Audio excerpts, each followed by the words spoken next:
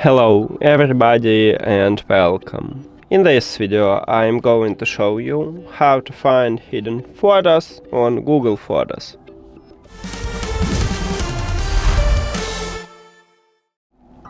You have to start by open Google Photos application.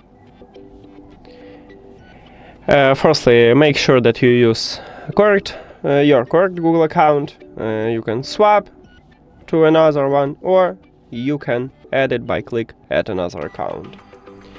After that, we should go to the collections at the middle bottom, and firstly scroll down.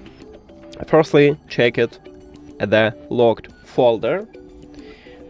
Photos from locked folder do not appear in the main photos feed, so you have it only in this folder. Open it, write your password, and right here, this is your first option, how to find hidden photos. The second option is to go back and check archive folder, and it's the same that you will not see them at the main photos feed if you have it in the archive folder. So open it, you don't need to enter your password here, and also you can check it here. The last one, maybe you remove some photos, so you can also check the trash. But Google Photos automatically delete your photos after 30 or 60 days if you back up your photos.